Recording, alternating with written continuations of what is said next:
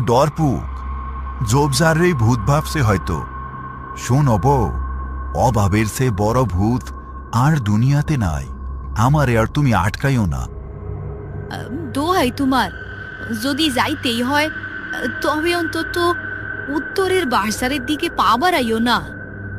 ওই হানের পানি বড় স্থির আর ঘোলা। কাইল মাঝরাইতে আমি ঘর থেকে শুনছিলাম কেমন জানি একটা বিকট হাসির শব্দ, ঠিক যেন পানির নিচ থেকে কেউ কলকল কইরা হাসতাছে। আরে আসুগা, আমার জালের তলে যদি বড় একটা শীতল মাছ ধরা পড়ে তাইলে ওই হাসির মায়া আমি করুক না। তুমি সেরাক চানিয়া গড়ে দরজা দিয়া বইসা থাকো। আল্লাহ ভরসা, আমি তাড়াতাড়ি ফিরমো। আকাশ তার বাঁশের মাথালটা মাথায় পরে নিল। এক হাতে পুরনো টর্চ লাইট আর অন্য হাতে জাল নিয়ে সে দাওয়া থেকে বেরিয়ে উঠানের ঘোলা পানিতে নেমে গেল। বৃষ্টির তীব্রতা আরো বেড়েছে। জরিনা দাওয়ায় দাঁড়িয়ে আবছা আলোয় স্বামীর চলে যাওয়া দেখছে।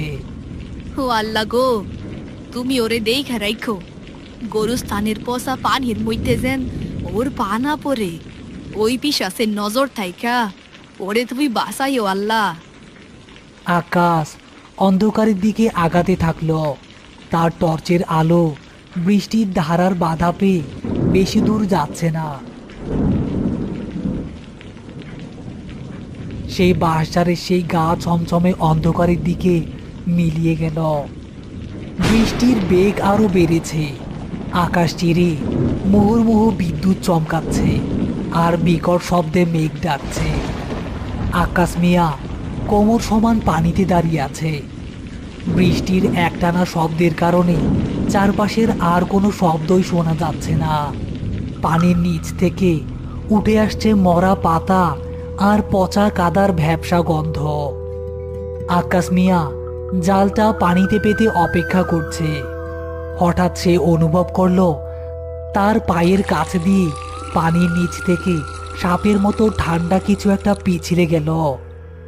আকাশ চমকে উঠে টর্চ জেলে পানিতে আলো ফেলল, কিন্তু বৃষ্টির কারণে গোলা পানিতে কিছুই দেখা গেল না। আরে কি যেন একটা বাড়ি মাল লোমানে হইতাছে না? বড় গজার মাছ মনে হইতাছে। আইজকা বড় শিকার মিলব নিশ্চয়ই। হঠাৎ আকাশের জালের বাঁশের হাতলে প্রচণ্ড একটা টান পড়ল।